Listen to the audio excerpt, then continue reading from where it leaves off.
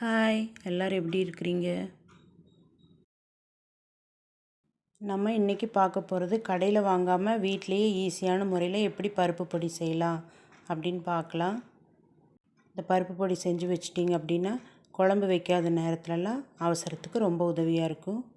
இதுக்கு நம்ம துவரம்பருப்பு 1 கப் எடுத்துருக்குறோம், அதாவது 100 கிராம்.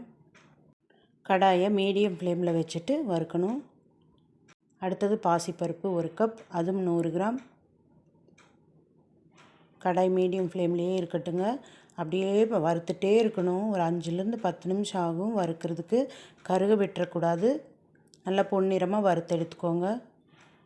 இந்த பாசிப்பருப்பு சீக்கிரமாக கருகிரும். அதனால் அடிகனமான பாத்திரமாக இருந்தால் இந்த பருப்பெல்லாம் வறுக்கிறதுக்கு ஈஸியாக இருக்கும். அடுத்து நம்ம பொட்டுக்கடலை அதே அளவு எடுத்துக்கிறோம். எல்லாமே ஈக்குவல் அமௌண்ட்டு தாங்க. 1 கப்புன்னா துவரம்பருப்பு 1 கப்பு, பாசிப்பருப்பு 1 கப்பு, பொட்டுக்கடலை 1 கப்பு. இல்லை கிராம் கணக்கில் எடுத்துக்கிறீங்கன்னா எல்லாமே ஈக்குவலாக 50 கிராம் 100 கிராம் அந்த மாதிரி எடுத்துக்கோங்க. ஏற்கனவே கடாய் சூடாக தான் இருக்குது, அதனால் லோ ஃப்ளேமில் வச்சுக்கிட்டு பொட்டுக்கடலையே வறுக்கணும். தொட்டு பார்த்தா நல்லா சுருக்குன்னு சூடு இருக்கணும், அது போதும். நீங்கள் என்னோடய சேனல் சப்ஸ்கிரைப் பண்ணலைன்னா சப்ஸ்கிரைப் பண்ணி வச்சுக்கோங்க. வரமிளகா உங்கள் காரத்துக்கு தகுந்த மாதிரி 8 மிளகா இல்லது 10 மிளகா போட்டுக்கலாம். அது அப்படிதாங்க, கொஞ்சம் நல்லா சூடு வந்தால் போதும். கலர் மாறிடக்கூடாது. கவனமாக வறுத்துக்கோங்க. கருவேப்பிலை ஒரு 4 கொத்து போட்டிருக்கிறேன். நீங்கள் இன்னும் கொஞ்சம் அதிகமாக வேணும்னாலும் போட்டுக்கலாம். எல்லாமே இந்த மாதிரி தட்டில் போட்டு வச்சிட்டிங்கன்னா சீக்கிரமாக ஆறிடும். அடுத்து உப்பு, இதில் இருக்கிற ஈரம் போகிற அளவுக்கு அப்படியே ஒரு ஓட்டு ஓட்டிட்டு எடுத்து கொட்டிடலாம்.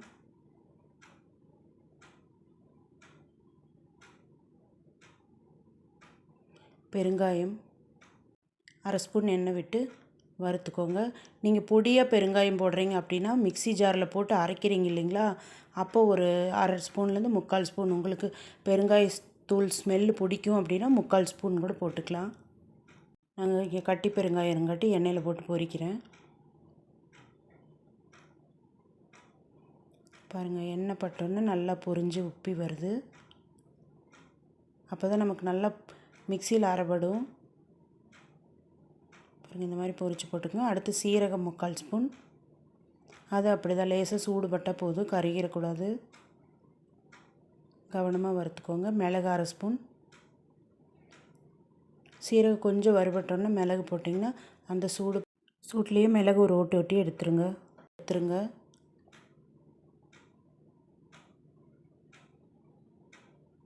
இப்போ பூண்டு 10 பல் போட்டிருக்கிறேன். இந்த மாதிரி தட்டிட்டு போட்டிங்கன்னா சீக்கிரமாக வதங்கிடும். எண்ணெயெல்லாம் போடாமல் ட்ரை ரோஸ்ட் பண்ணிக்கணும். பெருங்காயத்துக்கு மட்டும் 1/2 ஸ்பூன் எண்ணெய் போட்டேன். அடுப்பை மெதுவாக வச்சுட்டு அப்படியே விட்டிங்கன்னா சூடாயிரும். வெயிலில் போட்டு வச்சிட்டிங்க, இது வறுத்துட்டு வெயிலில் கொஞ்ச நேரம் போட்டு வச்சிங்கன்னா நல்லா மொறுமொறுன்னு ஆயிரும் பூண்டு. அப்புறமா மிக்சியில் அடிச்சுக்கலாம். பாருங்க, கடாயிலே நல்லா வறுத்துட்டேன். நல்லா வதக்கிட்டு அதே தட்டில் போட்டுட்டு நல்லா ஆற வச்சுட்டு முதல்ல வரமிளகா, கருகாப்பில், பெருங்காயம் இதெல்லாம் போட்டு அரைச்சிக்கோங்க.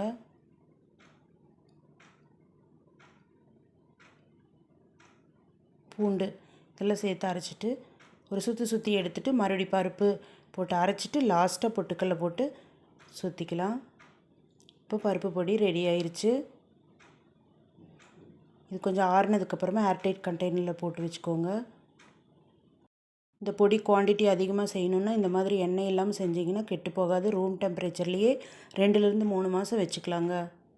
சாப்பாட்டோட இந்த பொடி 1 ஸ்பூன் சேர்த்துட்டு நெய் அல்லது தேங்காய் எண்ணெய் அல்லது நல்லெண்ணெய் ஏதாவது ஒன்று மிக்ஸ் பண்ணி சாப்பிட்டுட்டா குழம்பு பண்ணாத நேரத்தில் இது உதவியாக இருக்கும். வீடியோ பிடிச்சிருந்தால் லைக் பண்ணுங்கள். அடுத்த வீடியோவில் பார்க்கலாங்க. தேங்க்யூங்க.